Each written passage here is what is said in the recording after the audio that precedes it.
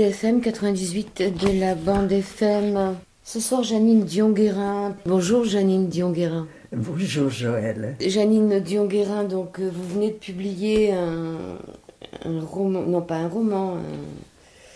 Justement, c'est ça qui est intéressant. Oui. C'est ni un roman, ni un essai, ni quelque chose de poétique de A à Z. Et c'est un peu de tout ça. Alors je le qualifie de confidence de bouche à oreille. C'est une rencontre du poète Léopold Sédar Senghor avec Janine Dion-Guérin. Ça s'appelle À l'ombre du baobab. C'est publié chez Édite Inter. Édite Inter, et donc qui va nous parler de votre rencontre avec ce poète et de votre vie aussi, mais aussi cette rencontre avec ce poète.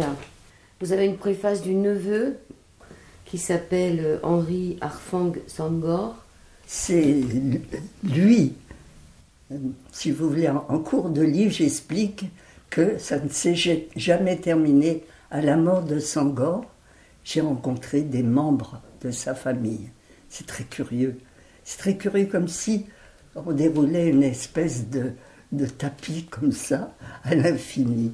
Et c'est lui qui m'a dit « Pourquoi vous n'écrivez pas vos souvenirs avec mon oncle ?» Vos souvenirs et vos échanges. Voilà. Vos échanges manuscrits, puisque vous avez été en relation de juillet 88 à janvier 2001, pendant 13 ans, avec le poète. Quoiqu'en 97, déjà, il y avait une sorte de déclin. En 97, il allait déjà moins bien. Il avait fait un AVC, et donc, très curieusement, moi, à peu près 2-3 ans après, à mon tour, j'ai fait un AVC. Ça, c'est les bénéfices de l'âge qui s'installent peu à peu. Et donc, là, on s'est... Mais il y a eu 2-3 ans sans échange de lettres.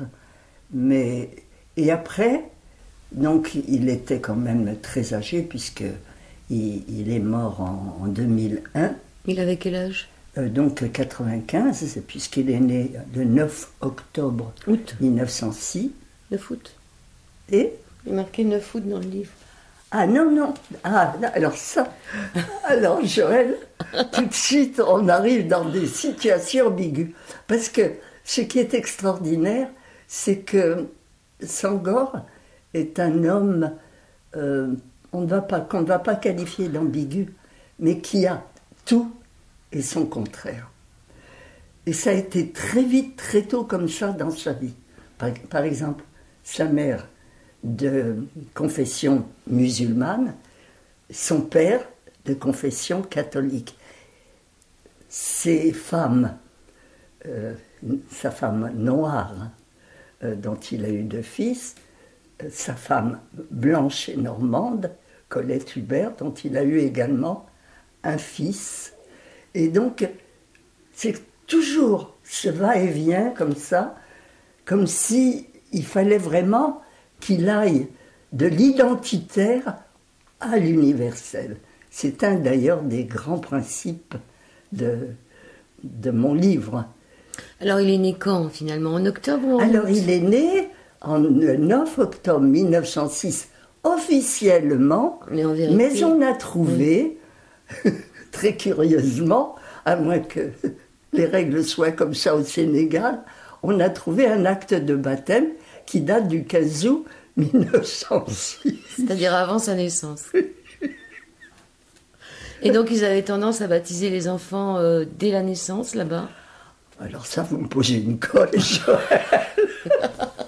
Tu vois, professionnellement, je dis vous, tu, ça sera comme ça. D'accord. Ça sera ou du vous ou du tu. Alors. Et donc, oui, je sais pas du tout, mais ce qui est certain, c'est que Gillor, c'est une toute petite bourgade, avec la ville proche de Joal.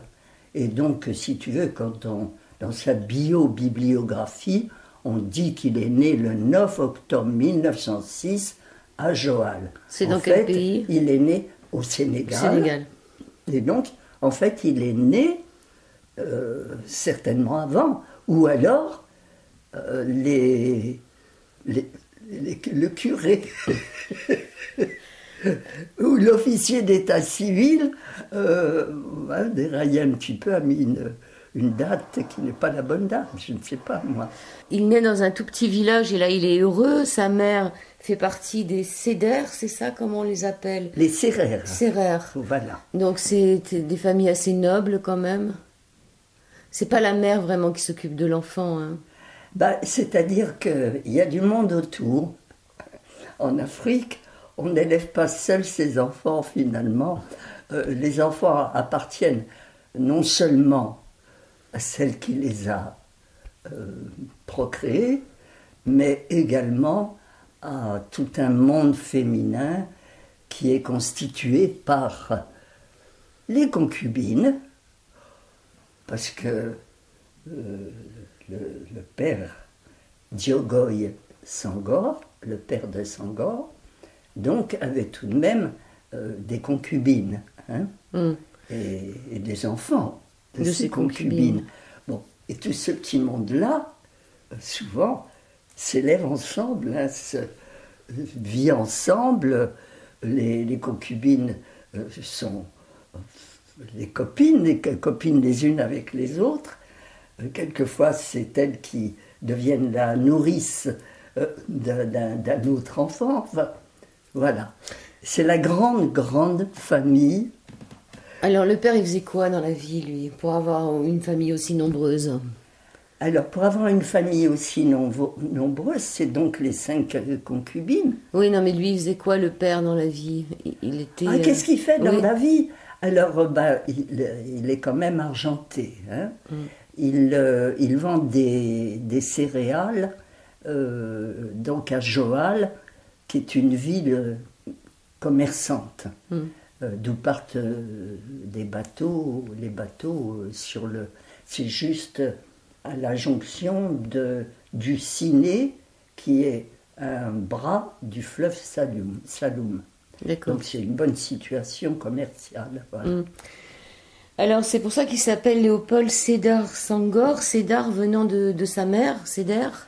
Alors, c'est encore plus compliqué que ça, Joël. Quelle belle répétition, parce que donc je vais faire quelque chose, une présentation chez les philosophes, c'est super. Alors, donc la question, allez, vous me la reposez d'une façon précise. Alors, est-ce que le fait qu'il s'appelle Léopold Sédar Senghor vient du fait que sa mère était une Sédère? Le Sédar, ça vient de sa mère? Non. Alors, en Afrique, je ne sais pas si c'est encore comme ça, mais ou du moins au Sénégal, parce que c'est peut-être pas toute l'Afrique, en fait, quand la mère est de Sérère et de famille noble, ce qui était son cas, elle donne son prénom à son fils. Or, elle s'appelait Gnilan, ou Nilan, je ne sais pas comment on dit. Et donc, Senghor, en fait, son nom c'est Léopold Sédar Senghor, c'est-à-dire à la fois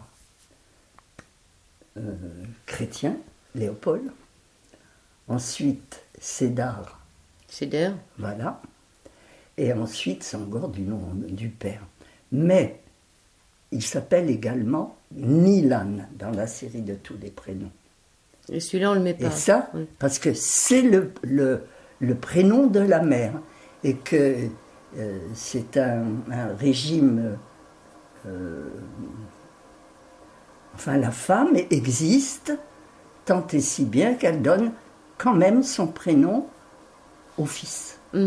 Alors, il a une enfance très heureuse parmi toute cette fratrie. Oh là là, oui. Écoutez, ça vaut la peine qu'on reste sur ce qu'il appelle le jardin d'enfance.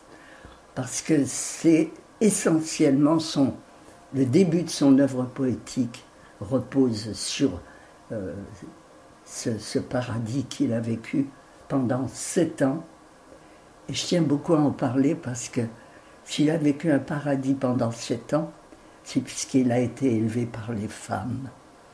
Et qu'il y avait tellement de femmes autour que le monde féminin, chez Senghor, c'est quelque chose qui compte énormément. Dans ses poèmes, et sans doute dans sa vie, parce que je ne vois pas pourquoi il y aurait une rupture. Et donc, en fait, il y a toutes ces nourrices, dont une, sa préférée, je vais vous la faire voir. Elle est pas loin. Elle est là. C'est mon fétiche. C'est une poupée. C'est mon porte-bonheur. C'est une poupée noire. Et donc je l'amène chaque fois que je fais des animations, des présentations. Et donc elle s'appelle Nga. Nga. Nga. Nga. Et donc c'est sa nourrice. Or sa nourrice était poétesse. Ah d'accord. Et elle l'a bercée tout au long, plus que la maman, plus que Gnilane. Elle l'a bercé l'enfant tout au long. Et dans ses poèmes, on voit que sa nourrice est présente quand le soir à la veillée, elle le ramène endormi sur son dos. Après, il part faire ses études dans un collège. Alors, à l'école primaire déjà. Alors, l'école primaire, son père le récupère à 7 ans. L'âge de raison chez nous, hein. On disait à 7 ans, c'est l'âge de raison. C'est l'âge où on entre à l'école primaire. Et donc, en fait, il ne parle que sérère. Et donc, il faut qu'il apprenne d'autres langues. Hein. Dont le français. Dont le français, dont le Wolof, qui est la langue du Sénégal à cette époque-là. Et il dit, quand j'apprenais le français, je mangeais les mots comme de la confiture. Oh, c'est magnifique. Oui. Oui, je pense que quand on commence l'école à 7 ans, on a une telle soif d'apprendre qu'on est très ouvert. Je trouve ça très bien de commencer à 7 ans. Et découvrir, pour le coup. Et alors, donc il y avait la mission au Sénégal, comme dans toute l'Afrique. Donc ce sont des hommes, des pères français qui lui apprennent à lire, et notamment un père missionnaire qui lui apprend à lire sur le catéchisme. Et il a la vocation, il veut rentrer dans les ordres à un moment. Et alors justement, quand on est, pour le coup, quand d'un seul coup on éclate comme ça, heureux de découvrir quelque chose, il croit qu'il a la vocation, mais au sortir enfin un peu vite. Il y a l'école primaire, puis après il rentre au collège. Oui. Et donc le collège, c'est une école de la mission. Et donc il croit qu'il a la vocation. Mais heureusement, bien heureusement, un père missionnaire lui dit que non, il n'est pas assez obéissant pour entrer dans les ordres. Alors donc il abandonne ça, et c'est là donc qu'il va à Dakar, dans un lycée, passer son bac, etc. Et après, il arrive en France, et là, il fait une école prestigieuse, puisqu'il se retrouve à Louis-le-Grand. Il rencontre des gens intéressants à Louis-le-Grand. Hein. Ben oui, bien entendu. Et donc, dont le plus intéressant devient son formateur, si on peut dire, son ami, c'est Georges Pompidou. Il rencontre aussi Aimé Césaire. Alors, Aimé Césaire est plus jeune. Donc, il ne le rencontre pas aussitôt qu'il arrive en France. Mais quand Aimé Césaire arrive en France, lui, il a fini ses études à Louis-le-Grand. Et Aimé Césaire les commence. Hein, ou je ne sais pas. Finalement, Aimé Césaire, je ne suis pas très sûre qu'il ait même été à Louis-le-Grand. En fait, il se rencontre... Il se rencontre au quartier latin. Voilà. Oui. Il se rencontre sans doute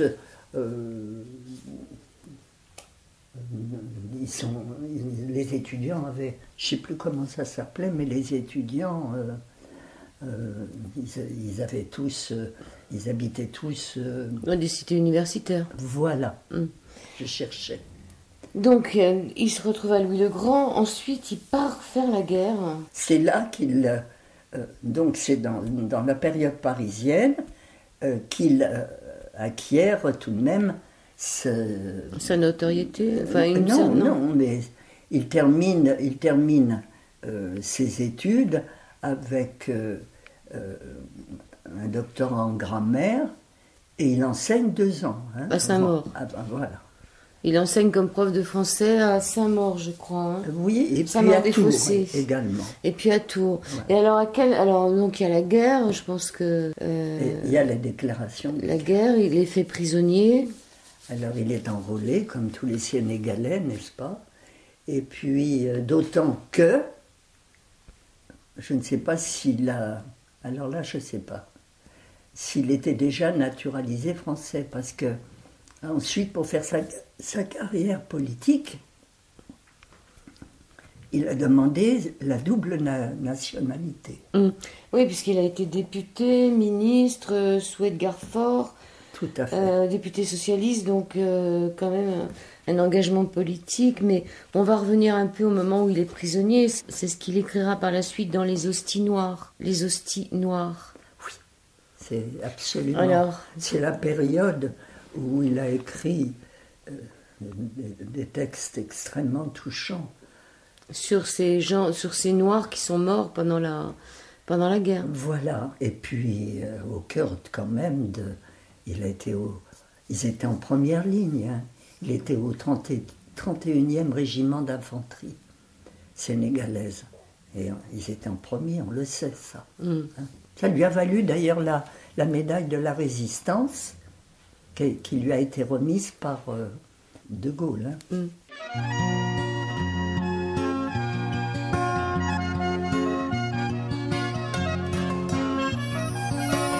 Je suis pas...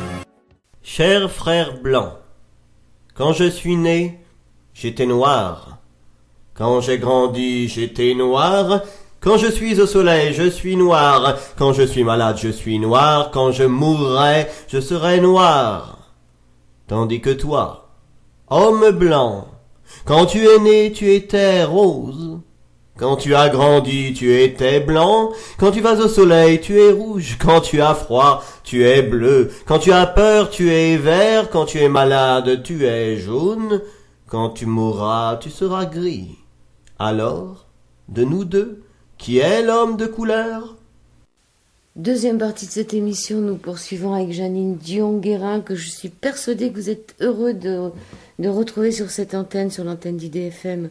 Nous sommes à l'ombre du Baobab et nous parlons de la rencontre entre Jeannine Dion-Guérin, poétesse, et du poète Léopold Sédar Senghor. Alors, dans votre livre, vous dites que vous écoutiez Jacques Chancel à l'époque, Jeannine, avec Radioscopie, et que c'est comme ça que vous aviez découvert Léopold Sédar Senghor. C'est comme ça que je suis tombée en amour. Parce que, est-ce qu'il avait dit de ses poèmes pour que vous tombiez en amour dans cette émission?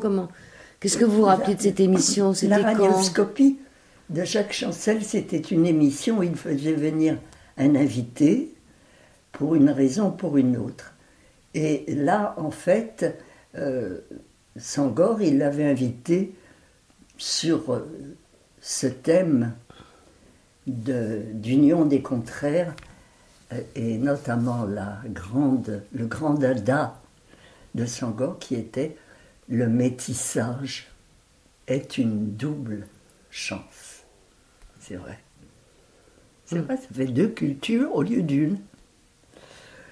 Et ça, il l'avait vécu très vite, très tôt, avec son père et sa mère. Hein. C'est ça qui est extraordinaire. Alors j'ai entendu cet homme. Alors lui, il venait... Deux émissions il avait fait. Ouais. Son père et sa mère, mais bon, son père était noir. Ah oui, c'était 2 cultures, mais c'était des noirs tous les deux quand même. Ils étaient noirs tous les deux. C'est pas une question de couleur. Hein. Le métissage chez Senghor, ça englobe plutôt La culture. la différence culturelle. hein. D'accord. Donc vous écoutez cette émission et très vite après, vous allez au Club des Poètes. Vous étiez déjà au Club des Poètes à cette époque-là? Absolument pas. C'est quoi le club? Il existe toujours le Club des Poètes? Alors, le Club des Poètes existe toujours, c'est incroyable, mais sauf que son fondateur est décédé. Alors, son fondateur, c'était Jean-Pierre Renet. Et il se trouve que ce garçon faisait une émission de radio, justement, très régulièrement, qui s'appelait Vivre en poésie. Et donc, je l'ai d'abord écouté, comme j'avais écouté Radioscopie de Jacques Chancel, avec la voix de Sangor. Et il avait lancé une animation dans le métro, ça m'a plu. Alors, j'ai pris mon petit sac, et puis j'ai été me pointer, sans connaître personne. Et alors, c'est rue de Bourgogne à Paris, au 30 rue de Bourgogne, ou 30, 36 peut-être, je ne sais plus maintenant. Le Club des Poètes? Oui. Et alors, donc, j'ai frappé à la porte, et il y avait un Judas. J'ai vu le Judas s'ouvrir comme ça, comme si j'étais en prison, sauf que la prison était dehors. Vous étiez... Et donc, le dénommé Jean-Pierre Renet qui m'a dit vous cherchez quoi? Alors je lui ai dit écoutez, je voudrais connaître le Club des Poètes. Pourquoi? Parce que j'ai envie de dire des poèmes dans le métro. Et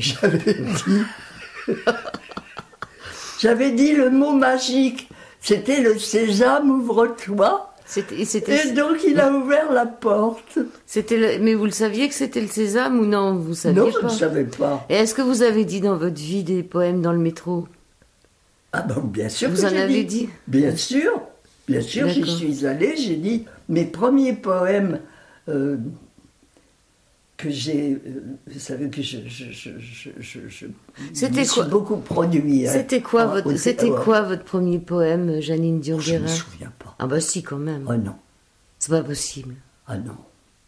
Oh non, Joël, j'ai tout de même bah oui, mais 20 ouvrages derrière moi de poésie. Non mais le premier, ça parlait de quoi? Vous vous rappelez même pas? Ah si, mon premier livre, oui, il s'appelle L'amande douce amère. L'amande douce amère, oui. Oui, amande, A-M-A-N-D-E. Oui. Votre premier poème, ça vous est venu comme ça, une phrase qui passe dans la tête, ou vous vous êtes dit, tiens, aujourd'hui, je vais écrire un poème? Non, il a fallu préparer. Et c'est pas arrivé tout seul? Ah non. Non, vous avez travaillé? Ah non, oui. D'accord. Mais l'inspiration vient toute seule. C'est-à-dire que j'ai coutume de dire que, vous voyez par exemple ce paysage que j'ai sous mes fenêtres, il n'est jamais semblable, grâce à la lumière et à l'ombre. Et donc, quand il y a quelque chose qui va faire poème, j'ai d'abord le coup de poignard au ventre. D'accord. Et là, je me dis, il faut que tu écrives. Mais je ne sais jamais où je vais. Vous commencez à écrire et vous êtes en même temps institutrice et aussi directrice d'une école à Frépillon, c'est pas loin d'ici. Une école maternelle. Ça, j'y tiens beaucoup. C'est à ce moment-là que vous écrivez votre premier recueil, L'amande douce amère. Vous allez, puis vous êtes au courant, je ne sais pas où votre oreille a traîné, qu'il va y avoir un congrès national de poésie au Maroc en 1984. Et là, vous rencontrez, c'est votre première rencontre avec le poète, qui n'est pas très en forme parce qu'il a perdu ses deux fils. Alors, c'est les deux fils de la même femme qu'il a perdu? Non. Alors, donc, il a perdu d'abord le seul et unique fils qu'il a eu avec Colette Hubert, la femme normande, la princesse celtique. Il y a des poèmes là-dessus. Et donc, ce Philippe, qui s'appelait Philippe Maguilène Sangor, ils ont tout un tas de noms chez eux. Et donc, Philippe est mort très brutalement d'un accident de voiture sur l'autoroute de Dakar. Donc il avait 24, je crois. C'était un garçon qui avait le fruit du métissage, donc il était beau. Il était le printemps radieux de son automne déclinant, comme dirait. Tout à fait. Très jolie phrase. Dans un poème qui est l'ode à Philippe Maguilène. Et son autre fils alors? Alors, donc ça c'était en 81. En 81, oui. Et 4 ans après, donc moins de 4 ans après, il a perdu un des 2 fils qu'il a eu avec sa première femme.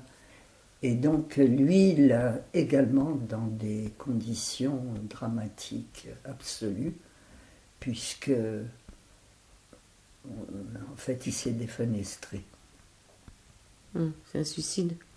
Alors on ne sait pas. On ne sait pas si on l'a poussé. Et donc moi je l'ai rencontré après. Donc j'ai rencontré un homme ravagé, éteint. Est-ce que vous avez rencontré aussi Louis Borges? Vous en parlez dans votre livre. Ah, mais ça je ne le raconte pas. Parce que c'est le nœud du livre, Joël. Borges? Oui. Dans ce livre-là? La rencontre. Entre Borges et... Voilà. Vous l'avez rencontré alors? Bah oui, alors c'est moi qui n'ai pas bien suivi la lecture. En tous les cas, ce que j'ai suivi, c'est que Borges était aveugle, voilà. et qui disait qu'il n'avait jamais si bien vu que depuis qu'il était aveugle. Ça, c'est une phrase que j'ai retenue. Ça, c'est beau. Hein. C'est une phrase de poète, hein, ça. Je n'ai jamais aussi bien vu que depuis que je suis aveugle. Avec le 3e œil, hein.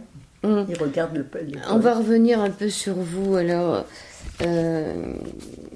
Quel pourrait être, qu'est-ce qui peut réunir 2 poètes de cultures différentes, de cultures aussi éloignées que vous et lui, aussi de génération, vous étiez quand même plus jeune. Qu'est-ce qui pouvait vous réunir pour que vous ayez un tel amour pour lui? Alors, je ne savais même pas qu'il y avait quelque chose qui pouvait nous réunir. C'est en écrivant à l'ombre du baobab que j'ai fait cette quête pour savoir quels étaient les maillons de la chaîne qui m'a permis de mettre le dernier anneau, c'est-à-dire d'avoir cette relation fidèle avec quelqu'un de différent, totalement. Plus âgé, il avait l'âge de votre père. Rien ne nous... Enfin, moi, j'étais une petite fille de français moyen. Lui, il était le fils d'une grande famille sénégalaise, France, Sénégal, enfin. Voilà. Mais il avait l'âge d'être votre père, puisqu'il s'est retrouvé à la guerre en même temps que votre père. Ah, il a fait la guerre mon père a fait la guerre de 40, c'était... Oui, ben, donc c'est ce qui peut vous relier aussi, on va arriver dessus. Ça, je vais vous le raconter parce que je vous vois venir. Avec la poupée noire. Mais en fait, je tire, je ne voudrais pas raconter toute l'histoire de mon livre, mais je tire le fil encore beaucoup plus haut. Par exemple, au moment des années folles, Joséphine Baker et le Monde Noir arrivent, commencent à envahir, pas envahir, c'est un vilain mot. Oui, c'est l'art nègre. Arrive en France. On appelle ça l'art nègre. Voilà. Et donc, mon papa va voir un spectacle avec Joséphine Baker et il tombe amoureux fou comme on tombe quand on est adolescent. Des bananes. Alors, de voir cette femme belle et nue danser comme elle dansait. Léopold Sédar Senghor. Femme nue, femme noire, vêtue de ta couleur qui est vie, de ta forme qui est beauté, j'ai grandi à ton ombre. La douceur de tes mains bandait mes yeux. Et voilà qu'au cœur de l'été et de midi, je te découvre terre promise du haut d'un haut col calciné, et ta beauté me foudroie en plein cœur, comme l'éclair d'un aigle. Femme nue, femme obscure, fruits mûrs à la chair ferme, sombres extases du vin noir, bouche qui fait lyrique ma bouche. Savane aux horizons purs, savane qui frémit aux caresses ferventes du vent d'Est, tam-tam sculpté, tam-tam tendu qui gronde sous les doigts du vainqueur, ta voix grave de contralto et le chant spirituel de l'aimer. Femme nue, femme obscure, huile que ne rit de nul souffle, huile calme au flanc de l'athlète, au flanc des princes du Mali. Gazelle aux attaches célestes, les perles sont étoiles sur la nuit de ta peau. Délices des jeux de l'esprit, les reflets de l'or rouge sur ta peau qui se moire. À l'ombre de ta chevelure s'éclaire mon angoisse au soleil prochain de tes yeux. Femme nue, femme noire, je chante ta beauté qui passe forme que je fixe dans l'éternel, avant que le destin jaloux ne te réduise en cendres pour nourrir les racines de la vie.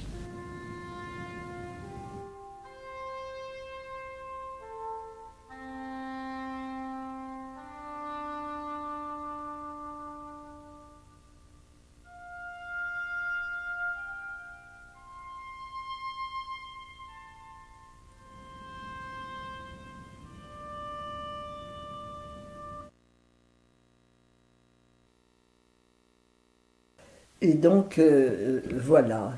Après, c'est comme si on enfile des anneaux au collier. Oui, mais il y a aussi ce... Là, vous avez sorti une poupée qui s'appelle... comment elle s'appelle? Nga. Nga. Mais votre père, la seule chose qui vous lègue, on peut dire, puisque il meurt à la guerre, la seule chose qu'il vous lègue, c'est un poupon noir. Voilà. Donc, on trouve dans c'est une étonnant valise, quand même. Ouais. Qu'on trouve dans sa valise. Donc, quand ses affaires reviennent.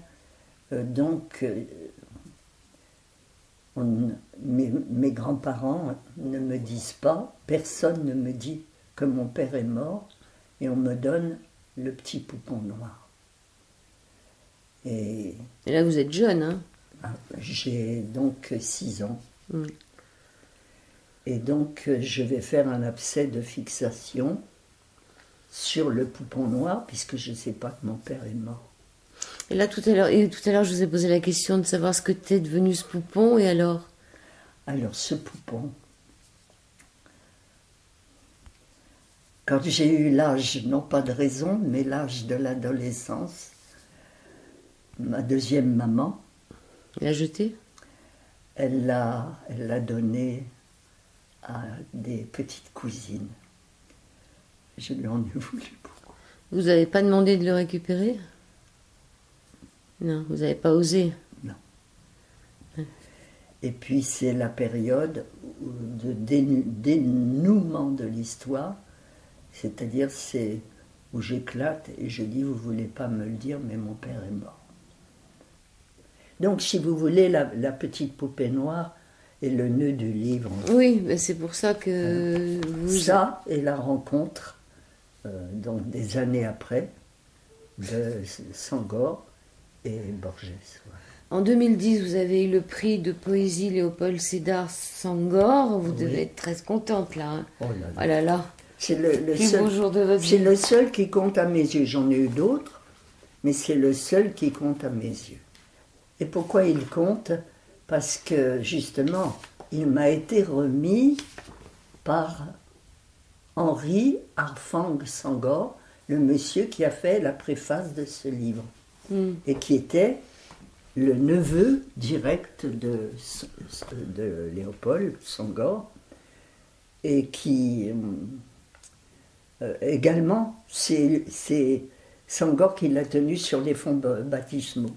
Donc il était plus... Donc il était filleul. Donc c'était son filleul. Senghor n'était pas toujours gai, hein. Il écrit J'ai pris l'habitude très tôt de me faire une règle de vie. D'abord, je me lève, étant nègre, étant matinale, je me lève donc tous les matins vers 5h30. Vous voyez, je me lève avec l'envie de me suicider. Je me lève tout le temps dans le désespoir. Je fais une demi-heure ou 3/4 d'heure de gymnastique, je revois le soleil et je reprends goût à la vie. Il avait un côté suicidaire à cause de la mort des enfants ou... Oui. Quel rapport il a... Ils ne se sont jamais remis, sa femme également, ils ne se sont jamais remis de la mort de Philippe Maguilène. Et ensuite, lui, donc directement, il a été touché par la mort de l'autre fils, de l'autre femme. C'est quand même. Mais il lui restait un fils encore. Il lui restait un fils, oui. Ça, j'ai pas, de ce côté-là, j'ai aucun contact. D'accord. Donc quel rapport vous pensez il avait avec la mort, sa propre mort, ou avec la mort en général? Est-ce qu'il était croyant dans une vie dans l'au-delà? Oui, il était catholique. Il avait... faut pas oublier qu'il a été élevé par les pères missionnaires catholiques au Sénégal. Hein. Il a appris à lire sur le catéchisme, je vous l'ai dit. Mais il aurait pu remettre tout ça en question, non? Il avait gardé la foi là-dedans. Il a remis quand même en question dans sa poésie. Il y a eu de la révolte. Il y a un poème qui fait foi de sa révolte. Donc dans votre livre, il y a des citations, il y a des passages. Il n'a jamais écrit de roman, il a toujours écrit que de la poésie. Non, il a écrit des essais. Des essais. 5 essais qui sont le résultat de ses recherches philosophiques et d'engagement politique. Et donc, il ne s'est pas cassé la tête, il les a appelés libertés, tous. Donc il y a 5 libertés, de 1 à 5, voilà. Il a écrit aussi des poèmes en sérère, et puis il a écrit un conte pour enfants. Enfin, voilà, c'est à peu près toute son œuvre, ça. Et le mot négritude, c'est pas lui qui l'a sorti, hein, c'est pas de lui le mot négritude. Alors, le mot négritude, ils ont travaillé avec Gontran Damas et surtout Aimé Césaire. Et ça serait Aimé Césaire qui aurait prononcé le mot de négritude. Ce qui n'est pas surprenant du tout, parce que Aimé Césaire est encore beaucoup plus engagé dans sa recherche d'identité que Senghor. Et donc, ils ont adopté à 3 ce terme de négritude, et ils ont fondé, ils étaient donc étudiants encore, ça c'est la période parisienne, ils ont fondé un journal qui s'appelait L'Étudiant Noir, avec ses spécificités. Et donc, qu'est-ce que c'est que la négritude? La négritude, c'est ce qui constitue le cœur de la culture nègre. Comme je dis dans mon livre, moi j'appelle un chat et je ne fais pas des choses autour. Il n'y a certes aucune honte à prononcer le mot nègre, étant donné que mon maître, il l'a revendiqué. Je voulais vous donner un peu pas une définition, mais ce qui distingue, je reprends le fil, ce qui distingue la culture nègre, si on peut dire, et la culture européenne, dite cartésienne. C'est qu'une s'établit sur la raison, la nôtre, tout ce fil comme ça qui nous vient de Descartes, basé sur l'esprit, la raison, et dans la culture noire, les sens, les 5 sens. Et donc, notamment, le chant, le rythme, la danse, tout ce qui vient du corps. Voilà. Et il y a un très très beau poème, que je dirais d'ailleurs au chemin des philosophes le 22, si vous permettez, le 22 septembre. C'est à New York, où justement dans ce poème, il parle justement de cette différence qui va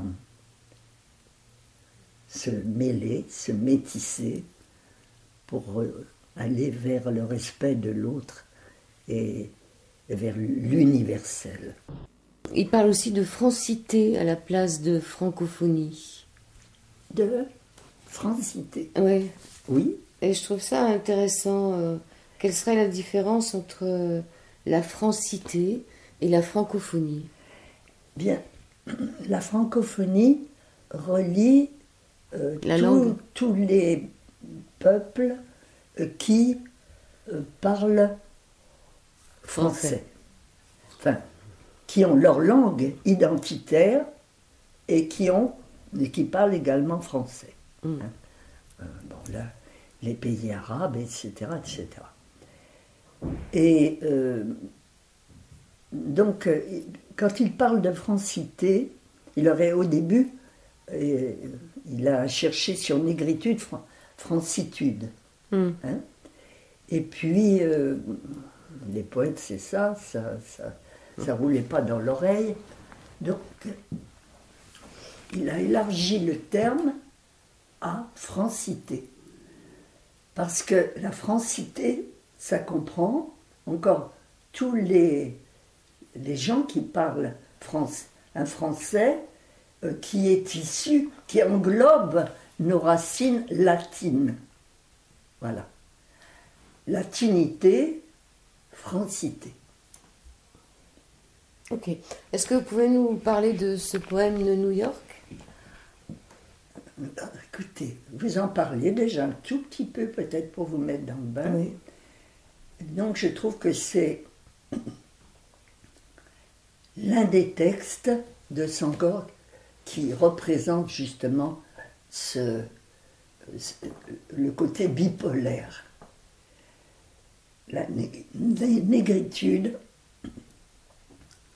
on va dire la francité, et cette francité conduit à une culture de l'universel.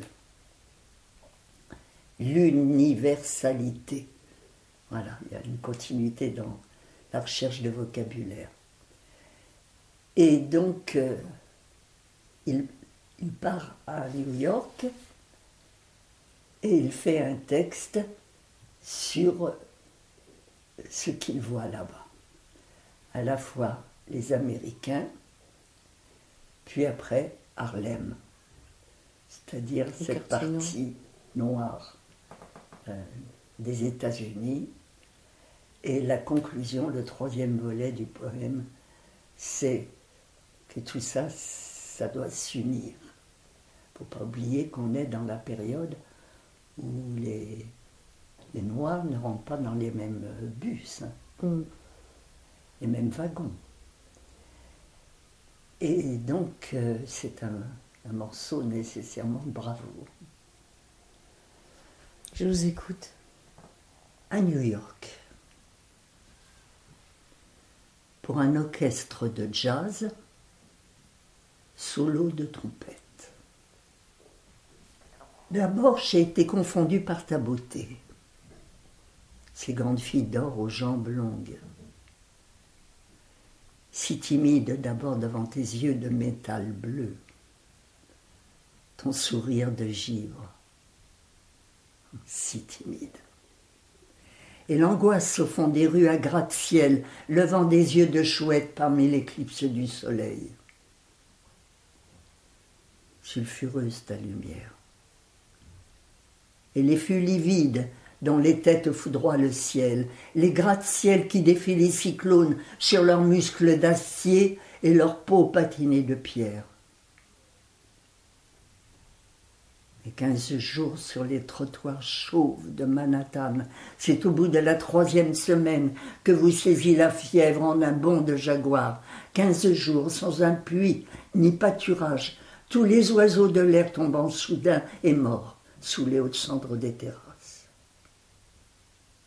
Pas un rire d'enfant en fleurs, sa main dans ma main fraîche. Pas un sein maternel. Des jambes de nylon, des jambes et des seins sans couleur ni odeur. Rien que des cœurs artificiels payés en monnaie forte. Et pas un livre où lire la sagesse. La palette du peintre fleurit des cristaux de corail. Nuit d'insomnie. Aux nuits de Manhattan, si agitées de feux follets tandis que les klaxons hurlent les heures vides et que les eaux obscures charrient des amours hygiéniques, tels des fleuves en crue, des cadavres d'enfants.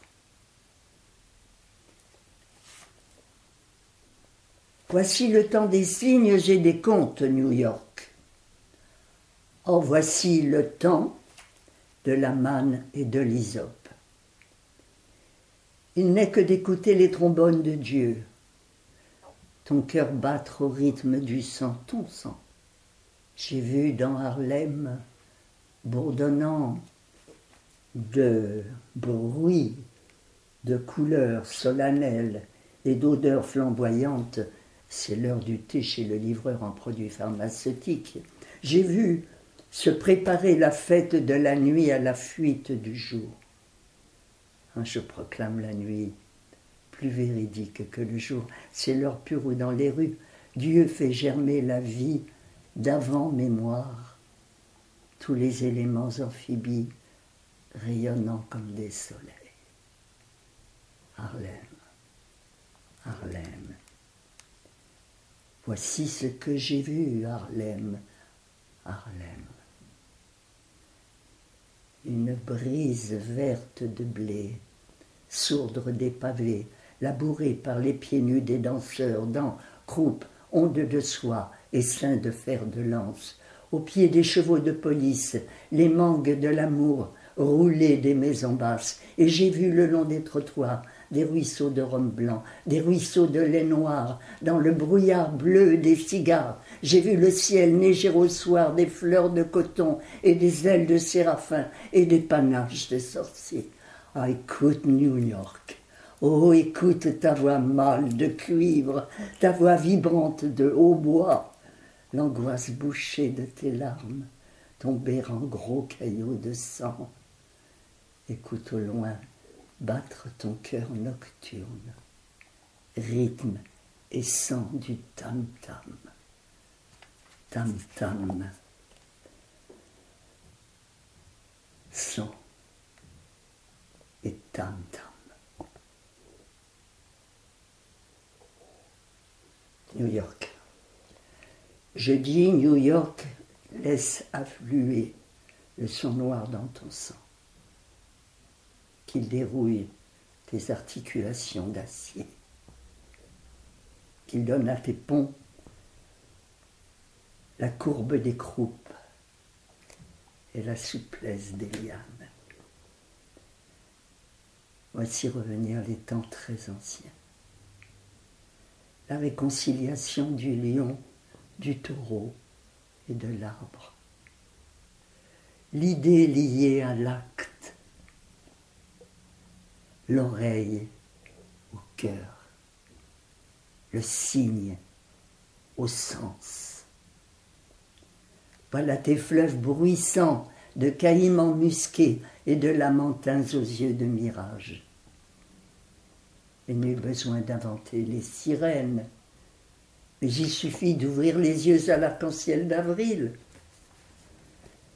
Et les oreilles, ah, surtout les oreilles à Dieu, qui d'un rire de saxophone créa le ciel et la terre en 6 jours. Et le 7e jour, il dormit du grand sommeil nègre.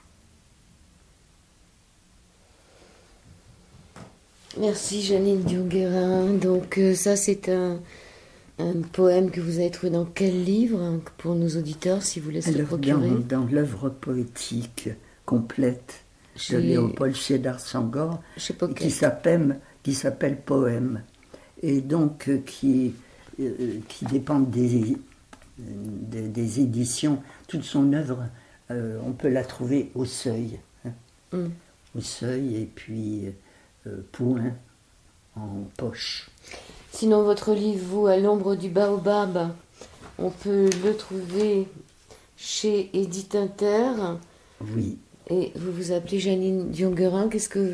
Quelle serait la citation de lui ou le mot de lui que vous pourriez retenir pour terminer cette émission, que vous pourriez nous donner, que vous vient à l'esprit?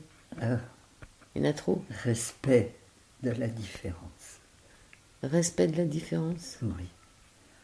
Donc, amour universel.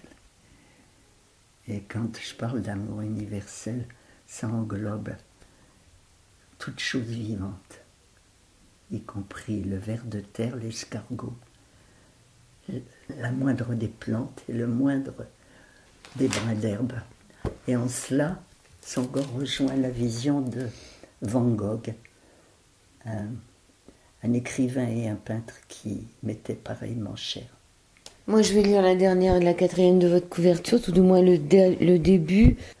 Baobab, toi qui offres ton ombre au pèlerin aveuglé pensant avoir égaré sa route, pachyderme au tronc insolite qui va jusqu'à t'appuyer sur un tronc semblable pour mieux le conforter, arbre de puissance, arbre d'empathie, arbre de toute conciliation en finalité de palabre, prête à notre société diviser la grande paix de ton feuillage, l'asile de ton ventre généreux pour l'accueil le plus large de toutes nos différences.